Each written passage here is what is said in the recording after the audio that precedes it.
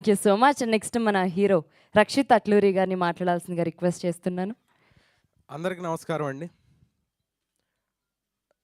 3 ఏళ్ల క్రితం తేజ గారు ఒక కథ ఉంది, చాలా బాగుంది, నేను విన్నాను అంటే సాయి వచ్చి కథ చెప్పాడు. కథ అస్సలు నచ్చలేదు నాకు. అసలు ఏం చెప్తున్నాడు కూడా అర్థం కాలేదు నాకు. సరే పలాస చూసావా అని అడిగాను. పలాస చూడలేదన్నాడు. అసలు ఒక కథ నాకు చెప్పడానికి వచ్చినప్పుడు నేనేం చేయగలనో తెలుసుకోవాలి కదా. చూసి మళ్ళీ నరేషన్ ఇవ్వు, అప్పుడు నేను వింటాను అన్నాను. కథ ఒక మంచి లవ్ స్టోరీ, అలా వెళ్తుంది. ఇంటి బయట ఈ ట్యాపులు ఉంటాయి, అది కొట్టి దాంట్లో లవ్ లెటర్ పెడతారు. 2010 అట్లా జరిగే కథ అంటే ఓకే. ఒక ఒక వేరే జోన్లోకి తీసుకెళ్తాడు. ఒక 2010 ఆ జోన్లోకి. అప్పుడు ఫోనులు లేవు, లెటర్లు రాసుకోవటాలు, అగ్గిపెట్టెల మీద వెనక మీరు బాగున్నారు అని ప్రేమ లేక. మరి అతను ఎన్ని చేశాడు నాకు తెలియదు, కానీ ఇవన్నీ చాలా బాగా నచ్చిన ఎలిమెంట్స్. కథగా నాకు అర్థం కాలేదు. అతను చేసిన షార్ట్ ఫిల్మ్ చూశాను, దాంట్లో ఫాదర్ ఎమోషన్ చాలా బాగా తీశాడు. సో ఎమోషన్ బాగా పట్టుకుంటాడు అని అర్థమయ్యి ఈ కథ తేజ గారే నన్ను కన్విన్స్ చేసి చాలా బాగుంటుంది, మీరు చెయ్యాలి అని నాతో చేపించారు. తర్వాత ఈవెన్చువల్లీ కథ చాలా బాగా టర్న్ అయ్యి చాలా బాగా వచ్చింది. ఫాదర్ ఎమోషను ఈయన రాసుకున్నట్టు, ఈయన చేసినట్టు మేబీ తెలుగు సినిమాలో చాలా తక్కువ, చాలా కొద్ది మందిలో సాయి ఉంటాడు ఫాదర్ ఎమోషన్ని పట్టుకోవడానికి. ఇంకొక కథ చెప్పాడు, దాంట్లో కూడా ఫాదర్ ఎమోషన్ ఉంది. ఆ ఫాదర్ ఎమోషను ఆయన చాలా చాలా స్ట్రాంగ్గా తీస్తాడు. అంత బ్రహ్మాండంగా వచ్చింది. శ్రీమాన్ గారి గురించి ఇందాక చాలామంది చెప్పారు, చాలా అద్భుతంగా చేశారని. ఆ క్రెడిట్స్ అన్నీ నాకే. ఎందుకంటే శ్రీమాన్ గారిని ఒప్పించి ఈ ఫాదర్ క్యారెక్టర్ చేయించింది నేనే. ఆయన ఫస్ట్ టైం ఫాదర్ చేయటం. ఆయనకి ఇట్లా చెప్పాను, ఒక క్యారెక్టర్ ఉంది సార్ అంటే ఆయన చాలా ఎక్సైట్ అయ్యి, ఏ క్యారెక్టర్ అంటే ఫాదర్ అంటే, నేను ఇప్పుడు దాకా ఫాదర్ చేయలేదు, నేను చాలా యంగ్ కుర్రాడిని అన్న ఫీలింగ్లో ఉన్నారు ఆయన అప్పుడు.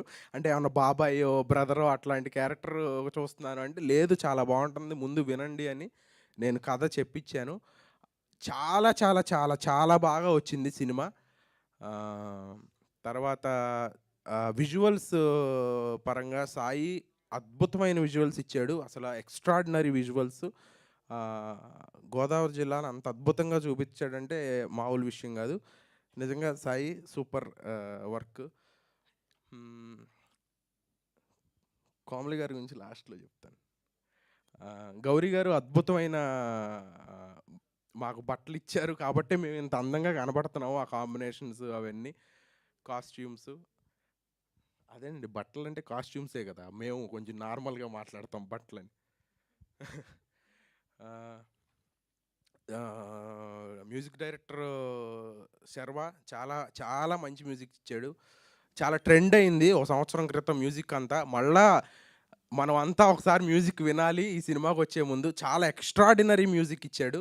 Thank you Sharva. అలాగే అనుదీప్ గారు బ్రహ్మాండమైన ఆర్ఆర్ కొట్టారు, అదరగొట్టేశారు ఆర్ఆర్. ఒక్కొక్క పొజిషన్లో అయితే సినిమా అట్లా లెగుస్తుంది ఆయన ఆర్ఆర్ మూలాన.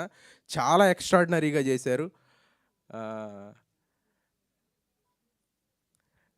కోమలి గారు ఇప్పుడు దాకా నేను వర్క్ చేసిన హీరోయిన్స్లో ఎక్స్ట్రాడినరీ పర్ఫార్మరు, ఎక్స్ట్రాడినరీ ఏమనాలి, డైలాగ్లో కానీ. అంటే ఓన్లీ హీరోయిన్ కాదు ఆవిడ, తెలుగులో హీరోయిన్లు రావాలి రావాలి అంటున్నారు. కోమలి గారు లాంటి హీరోయిన్లు ఇంకా చాలామంది రావాలి.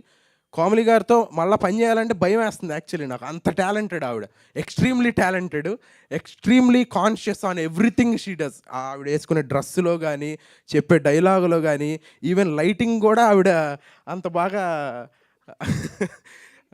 నెగిటివ్గా కాదు, చాలా పాజిటివ్గా చెప్తున్నాను. అవన్నీ కలిసి ఈ శశివదనే అనే సినిమా ఇంత బ్రహ్మాండంగా వచ్చింది. ఎన్నో కష్టాలు అనుభవించి, ఎన్నో ఒడిదుడుకుల్ని దాటి ఈ సినిమా మీ ముందుకు వస్తుంది. ఇంత కష్టపడ్డాం కాబట్టి అంత సక్సెస్ మాకు వస్తుందని కోరుకుంటున్నాను. మా తేజ గారికి చాలా నీడెడ్ సక్సెస్.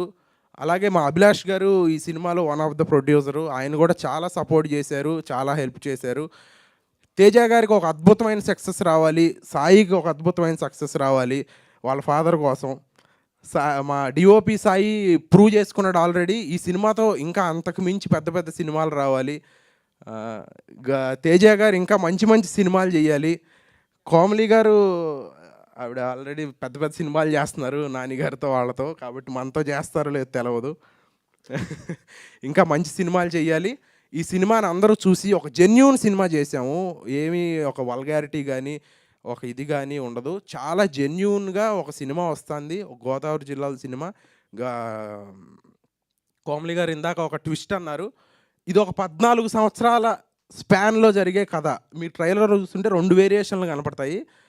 అదేంటో మీరు సినిమా చూసిన తర్వాత మీకు అర్థమవుతుంది. నిజంగా సినిమా థియేటర్లో నుంచి బయటకు వచ్చేటప్పుడు ఒక మంచి సినిమా చూసాంరా, ఒక జెన్యూన్ అటెంప్ట్ చేశారు వీళ్ళు ఈ బడ్జెట్స్లో అని చాలా హ్యాపీగా బయటకు వస్తారు.